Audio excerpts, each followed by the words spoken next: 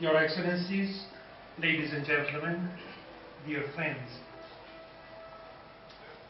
one of the first lessons I was taught in the seminary was to be short, and parishioners have appreciated that in many places.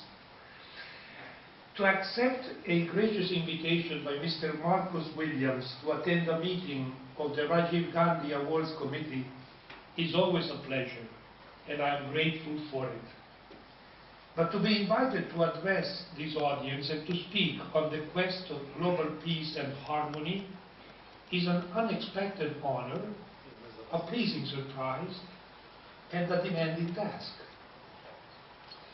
I often light-heartedly point out to my honorable colleagues in the diplomatic corps how peculiar in their midst is my presence as representative of the Holy See and of His Holiness Pope John Paul II in this beloved country of Kuwait.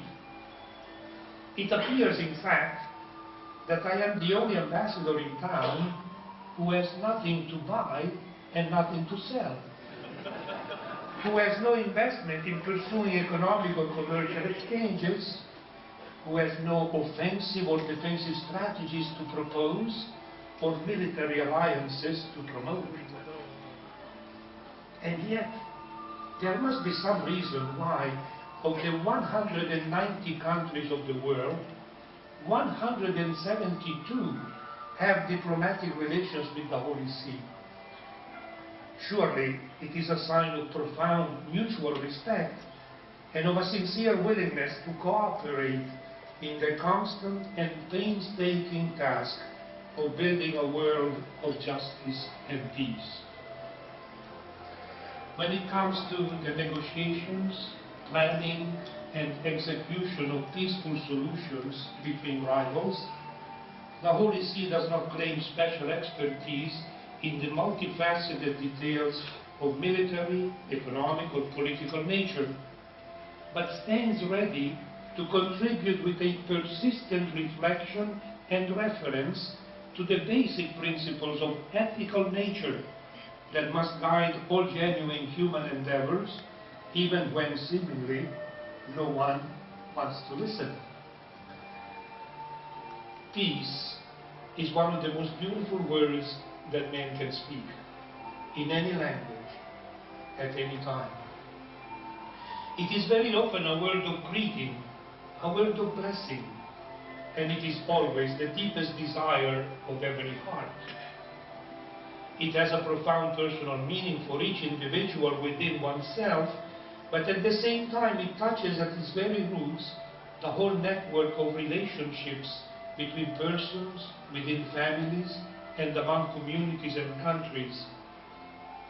In the ultimate analysis, these two aspects, individual and communal, are profoundly interconnected, since only people who are truly at peace with themselves can be instruments for creating peace in their families, in their communities, in their countries, and in the world.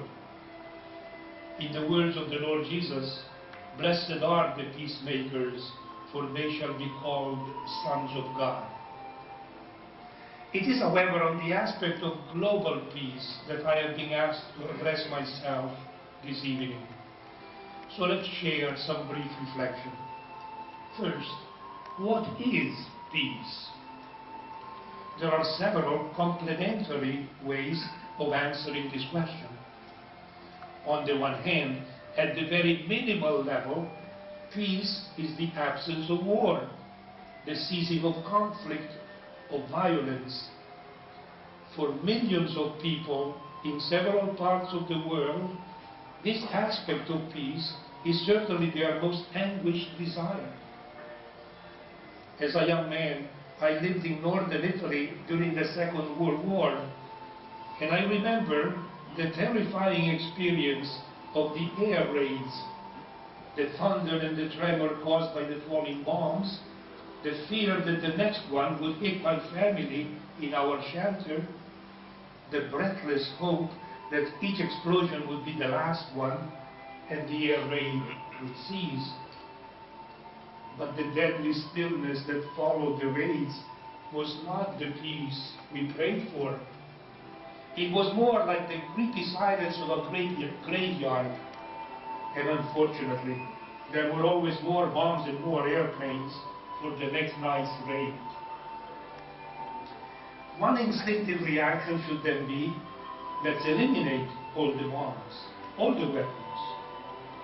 The issue of disarmament is a crucial one, and for decades, at the United Nations, discussions and negotiations have taken place, aiming at banning and or reducing the production of specific types of weapons, at curbing the spread of ever more sophisticated instruments of death and of destruction.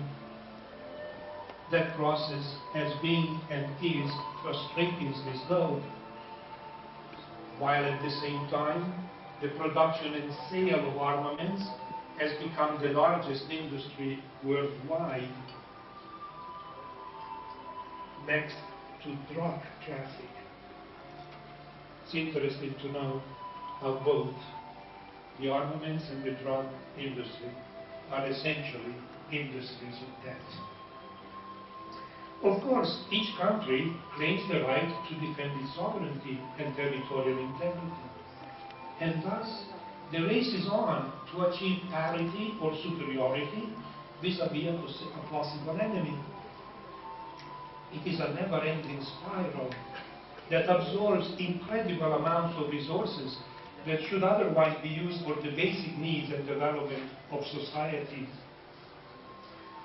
The balance of terror is not a valid or lasting solution. As an example, it was achieved for some decades between the United States and the then Soviet Union, when the two powers managed to scare each other into non-aggression. But the long-range human cost of such policy has been catastrophic.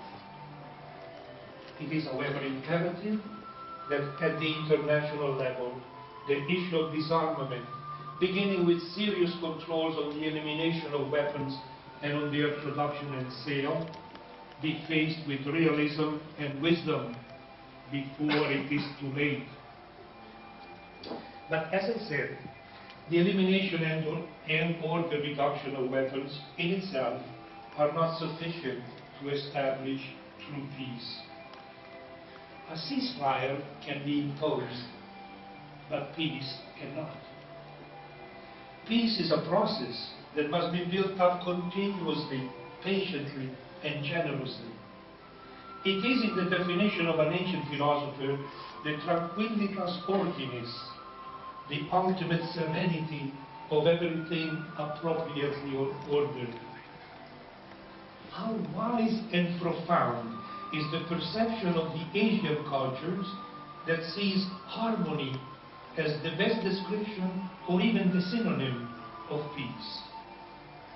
I was struck by the title of tonight's meeting, Peace and Harmony. In my Western culture, a very Asian, most beautiful perception. Harmony conveys and implies the correct arrangements of different elements, such as sounds and colors, into an integrated beauty, into a work of art. The idea of harmony is fascinating. The genius of an artist can arrange in the proper order different elements of nature and create a masterpiece. When it comes to engage in reaching harmony in the composition of the different interests of peoples or of countries, their rights and their duties, the problem assumes staggering dimensions. The key to success, I believe, however difficult the process will inevitably be, is the proper ordering of the elements that must be brought together in harmony. There must be some basic values fundamentally shared by the parties in conflict, and the first of them must always be the recognition and protection of the inherent, inviolable, and equal dignity and rights of each human being, which no other individual nor state nor ideology can be allowed to deny or destroy. Human reason alone can discover in this truth the only way for mankind to move beyond the ruthless rule of the jungle. For believers, this truth is confirmed and reinforced by the tenets of their faith.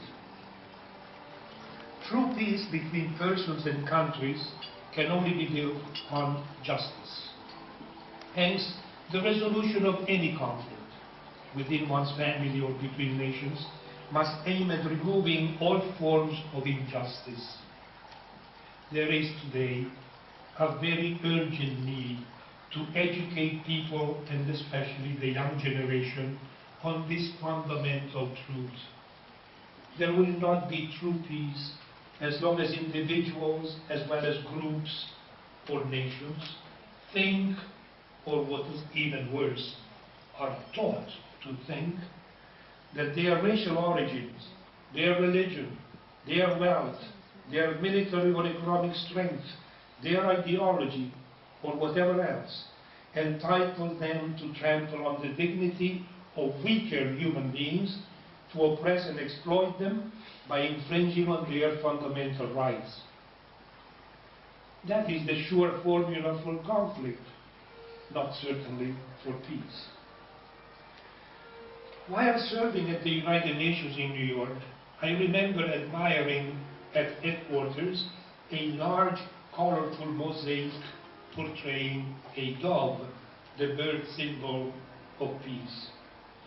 The artwork is remarkable in itself for its beauty and harmony, but what struck me is its composition. It is the result of a genial assembly of thousands of little tassels of different shapes and colors, assembled in harmony. The artist was able to choose and arrange, certainly from among many countless others, the tassels that best fit. If we speak of globalization, as we certainly must when it comes to global peace, we must look critically and honestly to the many different systems of social order that have been and are being proposed or implemented at various times. Many of them reflect the positive elements contributed to the common good by the wisdom of century-old customs, cultures, and religious traditions. They are the valuable tassels that can and must be arranged in our great mosaic for peace. Other social systems, however, cannot fit in that mosaic. Such would be the ones imposed and maintained by force, by arrogance, by fear, by threats, by blackmail, by fanaticism, by exploiting the weak, by perpetuating situations of poverty and ignorance.